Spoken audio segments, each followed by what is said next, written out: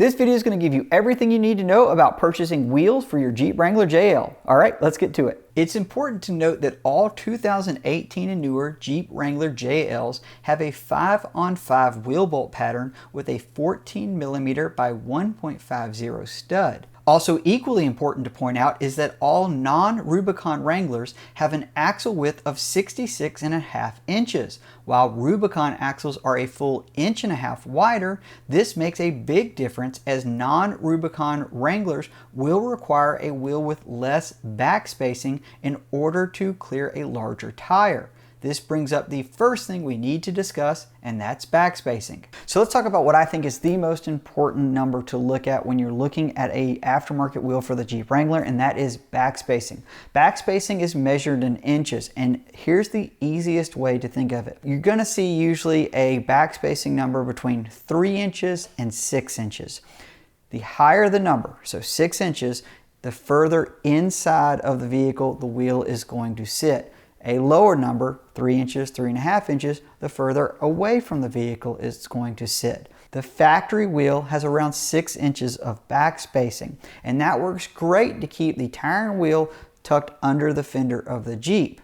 However, when you are going up sizes, let's say something like this 37 by 1250 Nitto Trail Grappler, moving up to that big of a tire, you're not going to be able to stay on that stock wheel with that back spacing because it will interfere with suspension components, whether that be the lower control arms in the front or the sway bar. You may even run into the front bumper. Now it depends on how your setup is, depending on tire and that type of stuff. There's a lot of things that play into that, but 6 inches is going to be a little bit too much. That being said, there are wheels out there that will give you a very similar OE style backspacing figure and will allow you to clear suspension components. I've personally tested this. The AEV lineup of wheels, they have really good options with 5.77 inches of backspacing, 5.72, and even though those don't seem like really big figures away from the stock,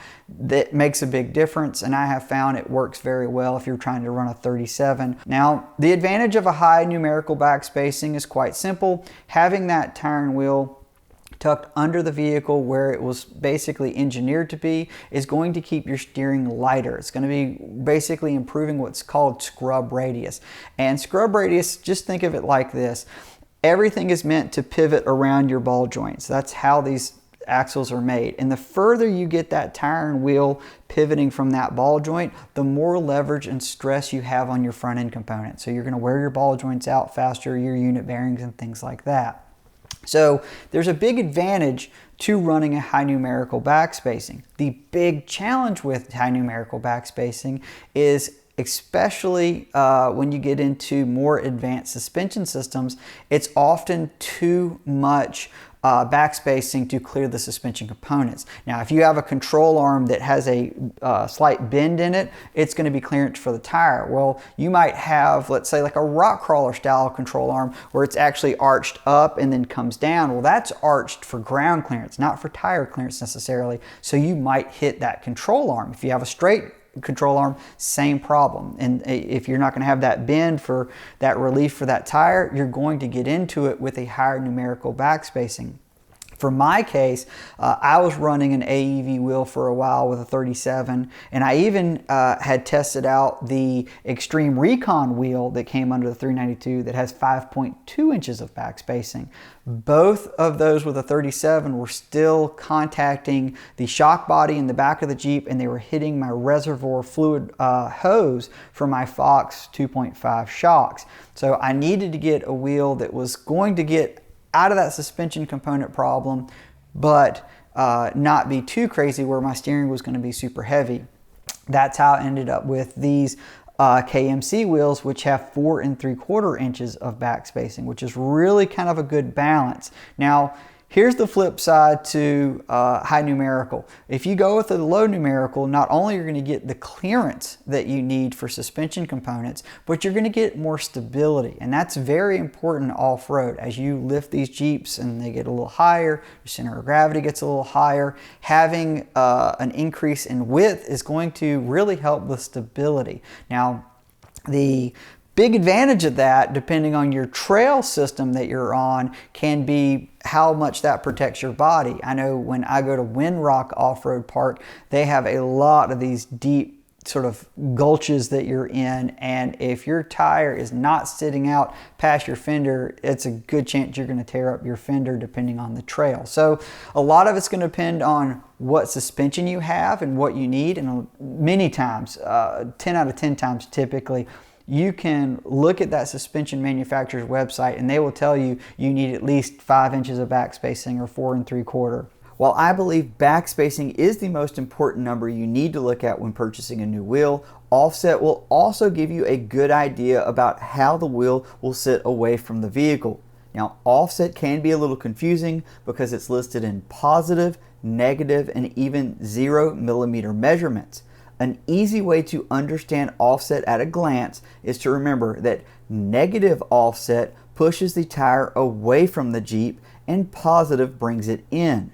My KMC wheels have an offset of 0, which hangs the 12.5-inch wide trail grappler a little outside of the fender flare. Now, when it comes to wheel construction, by far the most common is going to be cast aluminum. Now, just because it has aluminum in the name doesn't necessarily it's going to be a super light wheel. You want to do your homework and figure out just how much that wheel weighs before investing in it. Quite simply, a heavier wheel is going to rob more performance over a lighter wheel. So if you can find a wheel that has all of the specs that you need and it's considerably lighter, let's say by 5 or 6 pounds, opt for that because you're going to lose less performance when you go with a lighter wheel. Okay, so let's talk about wheel configuration, bead locks, and valve stems. First thing, let's talk about wheel configuration. That's your 17x8, 17x9. A good rule of thumb, most JLs are going to be 17s if you're going to be doing a lot of off-roading. If you want to go with a bigger diameter 20, that's fine. Just know the more you reduce that sidewall, the greater the risk you are damaging the wheel itself. I'm a big fan of 17x8.5 wheels, especially in a beadlock. I feel like it sits the tire up a little bit taller and you've got a little bit more sidewall to protect the wheel.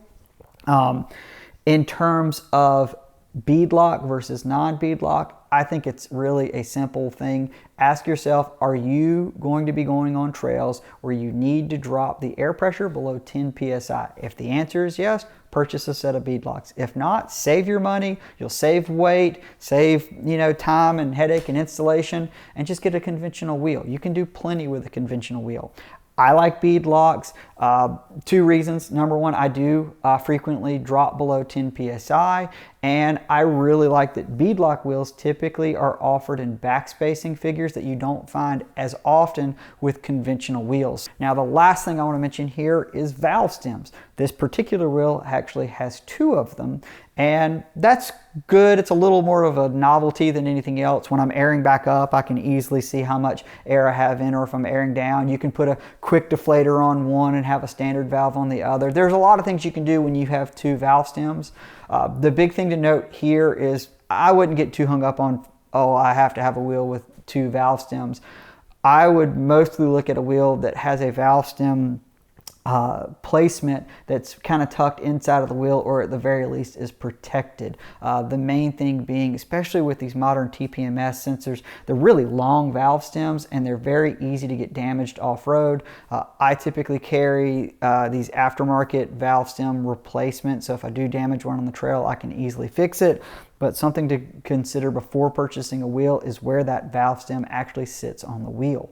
Now, a few things that's worth mentioning about my Jeep in terms of how it's set up. It's a 2021 Wrangler Rubicon 392 that's fit with the Extreme Recon package.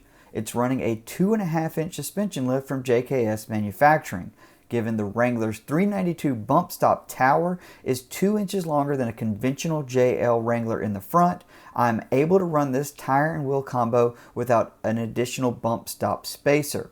That being said, it does contact the inner fender plastic at times, but not enough to cause damage or warrant an additional spacer to be added. If you are worried about any slight rubbing, I would say add a 1/2-inch spacer and you should be fine. Out back, I have a 2-inch rear bump stop spacer, but I did trim both portions of the back side of the inner fender liners to help with clearance, along with removing the plastic debris cover that attaches to the rear bumper braces. Since it did come with the Extreme Recon package, it has the Mopar tire gate reinforcement and spare tire relocation kit from the factory.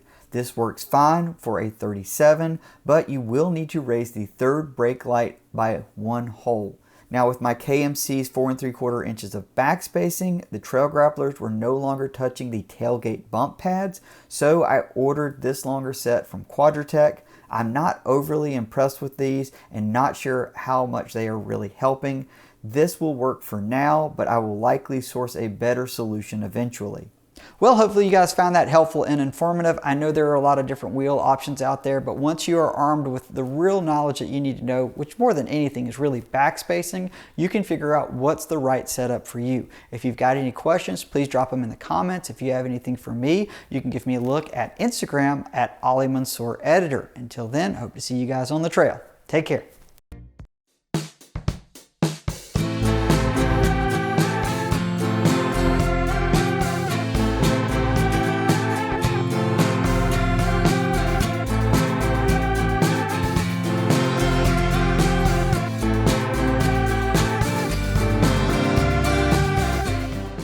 Thanks for sticking around to the end. Hopefully you enjoyed this video, and if you did, please consider subscribing to the Driving Line channel. Our goal is to excite, entertain, and educate you on all things automotive. So if you want to come be part of our journey, please hit that subscribe button, and we hope to see you on the next video. Take care.